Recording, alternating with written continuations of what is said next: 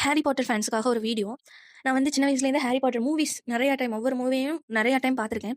ஆனா வந்து புக்ஸ் வந்து இப்போ கொஞ்ச நாளா தான் படிக்க ஆரம்பிச்சிருக்கேன். ஒவ்வொரு புக் படிக்கும்போதும் இவ்ளோ விஷயங்கள் அந்த புக்குக்குள்ள இருக்கா? ஆனா வந்து படத்துல இதெல்லாம் மிஸ் பண்ணிட்டாங்களா? அப்படின்னு இருக்கும். அப்படி பார்க்கும்போது எனக்கு ஹேக்ரிட் வந்து நான் என்ன நெனச்சேன்னா, இப்போ நம்ம மனுஷங்களே வந்து கொஞ்சம் உயரமானவங்க அந்த மாரிலாம் இருப்பாங்கல்ல. அது மாதிரி ஒருத்தர் தான் ஹேக்ரிட் அப்படின்னு நெனச்சேன்.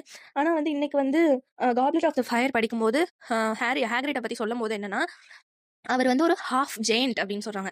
அதாவது அவங்க அம்மா வந்து ஒரு ஜெயண்ட்டாம். அவங்க அப்பா நார்மலான மனுஷன். 2 பேருக்கும் பொறந்தவர் வந்து ஹேக்ரிட். நம்ம கூட மூவில பார்த்துருப்போம். எதுல அப்படின்னா, ஆர்டர் ஆஃப் த ஃபீனிக்ஸ்ல வந்து அம்பரிட்ஜ் வந்து ஹேக்ரிட்ட வந்து ஜெயில்ல போட போறாங்க அப்படிங்கும்போது, ஹேக்ரிட் வந்து ஹெர்மாயினி, ஹாரி, ரான் எல்லாம் கூட்டு போய், இது வந்து என்னோட தம்பி அப்படின்னு சொல்லி ஒரு ஒரு ஜெயண்ட்ட காமிப்பாரு.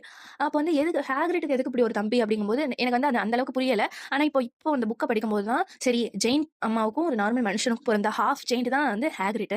ஃபுல் ஜெயண்ட்டா வந்து அவரோட தம்பி வந்து பொறந்திருக்காரு. அதாவது ஒவ்வொரு விஷயமும் ஹாரி பாட்டர் ஃபேன்ஸுக்கு கண்டிப்பா யாரெல்லாம் புக் படிக்கலையோ, அவங்களுக்கெல்லாம் நீங்க புக் படிங்கன்னு நான் சொல்லுவேன். அவ்வளோ விஷயங்கள் வந்து நம்ம படத்துல மிஸ் பண்ண விஷயங்கள் இதுல இருக்கு.